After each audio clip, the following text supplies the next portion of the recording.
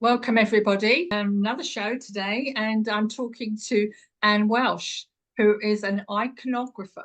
So Ann will explain, but the reason I'm talking to Ann is because Coming With Me exhibition at Rochester Cathedral is on 10th of February to 17th of February. And Ann is one of the major icon painters, and she's contributing, and it's fascinating, absolutely fascinating. Such detail, such technique. So I'm interested to find out more, and I'd just like to say welcome, Ann. Lovely to see you. Lovely.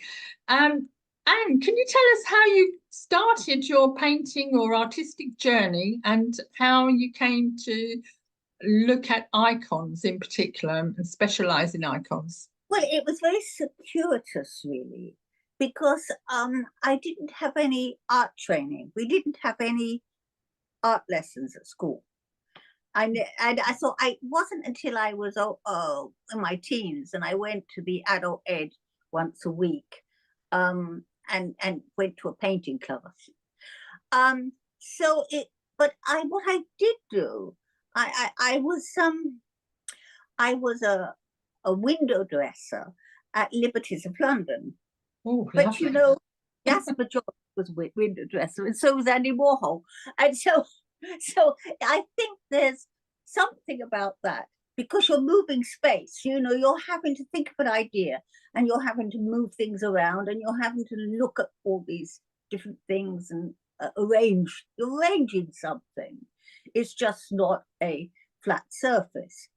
So when I stopped that, there was a big hole somehow, you know. And I then started, I had a lot of friends at Manchester Art School, and I met a woman who wore batik that her father had sent her. He was working in Indonesia. And I became very interested in how that was made. So I went to Indonesia and I learnt traditional batik from the Sultan's children, because the Sultan's children, he had hundreds, and they lived in a certain quarter called the Batik Quarter in Yogyakarta. So I learned that, and that's where I started selling and working in an art form all the time. And but I eventually became a little allergic to the wax, and also had a child, and it was a very, very time-consuming thing. So someone asked me, she was running a watercolor class, and she asked me if I would go because she was down on numbers. So I did, and I was terribly excited about that. So I started doing watercolor after that. And then, of course, from the watercolor class, I met somebody else who said they knew a fantastic teacher in New York. I was living in New York then, and I went to visit his studio, and I worked with him in New York. He died, unfortunately. I always regret that I didn't go more days than I did. But that's how I started painting. And then I went to, when I was in Greece, I was always interested in icons in a way, because when we did the Liberty of London Christmas show, someone said, well, why don't we put icons in the window? Why don't we make these icons? You know, because they're always gold and silver and bright colors. Or I mean, thought of like that. They're not all like that, of course. So that's what I first heard really about icons. But I was very interested in medieval art, and you know, working in Liberties, you were seeing Morris designs and things like that all the time. So I became very when I was in Greece, I had a friend who was very interested in icons, and he took me to all the museums with icons. And then, of course, when I lived there, I started to I became more interested, and I went on a coach trip with the village children and school teachers and women. And of course, they always go to some monastery or other. And I said, the only English speaking person was the doctor there, the first woman doctor we had. And I said, I wish, I wish I could paint icons. But, I said it like I wish I could go to the moon. I didn't think it was a possibility because I assumed then that only monks painted icons. Yeah. But of course, that's true because after all, in Rome, very early, there was a woman making, I don't know how many icons. So that wasn't really true. And at the time, quite recently, she's probably dead now. There was a nun down in Patmos who was painting a whole chapel and everything. But anyway, I had that idea. But that night I went home and I had this sort of dream, which sort of, it's strange because it said, well, why don't you do it? And it was like I was questioning my own assumption that I couldn't do it. And so I went to the next day, I asked the local priest, how can I learn to paint icons? And he sent me to an iconographer in a town that was about an hour away. And I learned the basics of icons from him. He was an orphan who had been brought up in Mount Athos, where there are, of course, a lot of iconographers. So I learned the basics from him, but he wasn't using the original. He wasn't using really the natural materials. He was using more synthetic paints, and he was probably using some. It seemed more like house paint to me. It was probably just paint. But I wanted to learn how it was done in medieval times. So when I went back to New York, I saw an advertisement at Pratt Art School for a Byzantine techniques class. So I went to that, and that was conducted by a woman called Barbara Meese, who was a restorer at the Cloisters Museum in New York. So I went to her, and then I found out her teacher, and her teacher was a Russian who had just come over from Russia, and his name was Vladislav Andreev, and there was a school part of Washington University that was Washington Square, part of New York University, and that was called the School of Sacred Art, and you had Tibetan tanka painters and all this sort of.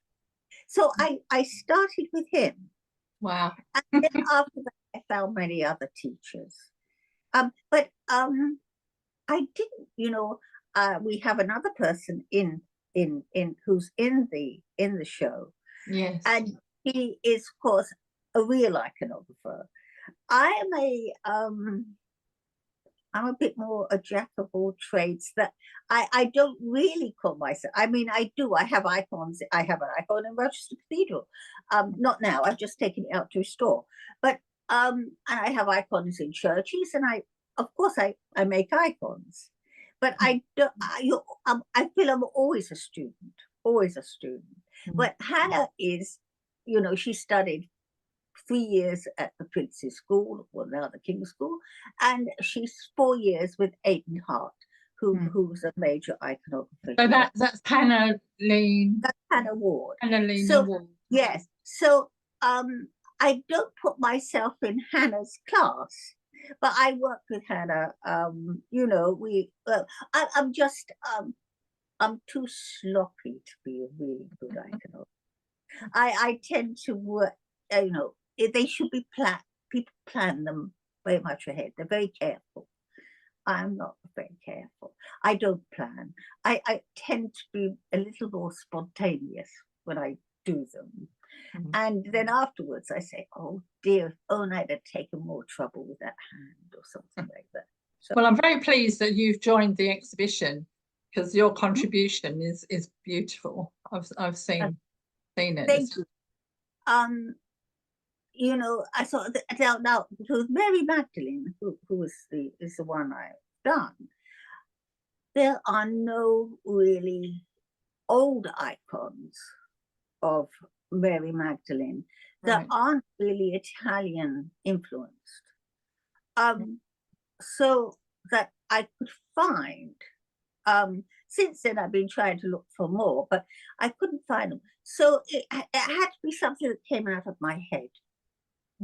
And I just sketched this drawing one day, and I thought, oh yes, that, you know, sketch this face. I thought, oh well, that's Mary Magdalene. That's going to be my Mary Magdalene. So I like this. I have to say, I quite like this one because there isn't another one like it. Right. It's inspired as well. It's very inspired, but for the audience who are listening, you know, you must come and see. And if you haven't seen the actual exhibition, because you may be watching this in retrospectively, you can go to the website and have a look. But the picture of Magdalene that you're talking about there, Anne, is beguiling.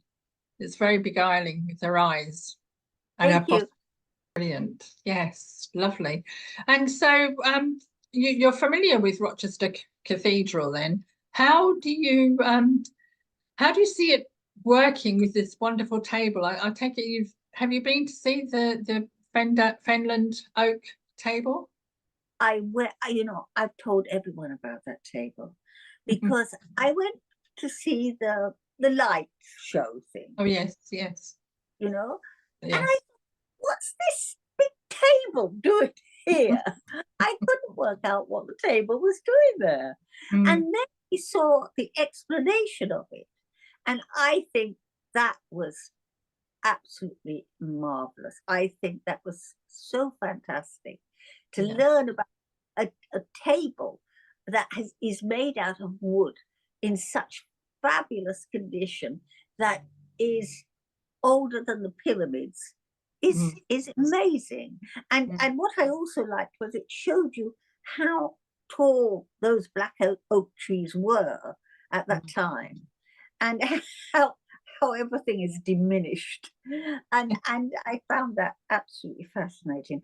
I live on Lesbos, and we've got one of the I think there are about 5 petrified forests in the world, and we have one of them. So I'm used to seeing petrified trees. But the amazing thing about this is not really petrified, because you couldn't really make a table like that out of it. I just thought it was extraordinary, and I think everyone should go and see that table. Yes, it's 5,000 years old. And I was talking to Canon Gordon the other day, and he mentioned that it's actually older than the Old Testament. And it's incredible. My mind went, woo. So yes, do go and see the table if you can find it anywhere in the country at the moment. It's going to do the rounds of the different cathedrals, if they can take it. Where is the next one it goes to? From Rochester, it's going to Lincoln. Yeah. Okay. So it's beautiful. And okay then. So what would you like the public who go to view this exhibition to understand about your painting and the exhibition itself? What do you think about art in a religious setting, particularly a Christian setting, and how do you think the public, or what do you think the public can gain from that? Because I'm taking my grandchildren, friends are taking their children, teenagers. You know, it's a peony across the board to people who are non-artists, people who are not necessarily Christian, gathering to see this. Well, you know, I have to admit, it was silly because I was in Milan earlier in the year, and if I'd had more time, I could have gone to see this with the painting, the Leonardo da Vinci painting that it's based on. But when I was asked to do this, then of course I looked more at this painting, which is sort of it's been sort of bashed about quite a bit, hasn't it? And it's been restored, and lots of things have happened to it. So, and I was trying to look for some women in the painting, and of course the St. John. I mean, Leonardo made a lot of very rather effeminate men, and the one of St. John, the beautiful picture of St. John there. At first, I thought it was a woman, and then I realized, I read off. Of course, it wasn't. It was St. John. So I found, without having been asked to do this, I don't think I would have looked at that painting so much as I have done, and learned so much about that. Well, that's the hope. Yes, that the hope is that that exhibitions like this, installations, especially where the public can actually come along and touch this, because we have some pottery as well that's been made by the pottery at Alresford Priory in the style of first century pottery, and so it's something that the public can engage with, and hopefully it will stimulate them to look at the major artists and question the, I mean, art in those days, Christianity, medieval times, Christianity in Europe was the main mindfulness, wasn't it? It was the main concept of life. And we're so different from the medievals. We're so very, very different. Yeah. And it's hard to get your head around how they really thought. Now with iconography, you can't do that. You can't play around like that too much.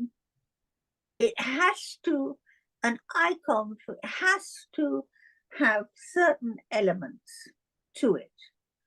The secondary things, maybe a landscape, things like that, you could change. But it's for instance, if you had a painting, you grew up with a photograph or something, or a painting of your old ancient aunt or something, and she always had red hair, and then someone shows you a painting of her with blonde hair, you might not recognize her. And with iconography, you're meant to almost instantaneously recognize who that person is. Yes. Now, if you change in the color of their clothes, and then it's very difficult to recognize who they are. In Greece, if I walk along with one of my icons from somewhere to somewhere, everyone immediately knows who it is. Also, it has to have a name on it. It has to have a name, so people know who that person is. Right. And that is by not changing too much of the image. This now with Mary Magdalene, if you look, many of the paintings of her she's wearing red. And I was interested why she was wearing red, because in there were books written like in the 16th century about what colors the saint should be painted in. And I looked at one that I have, and she's in green. And so I thought, well, why are the others that I see in red?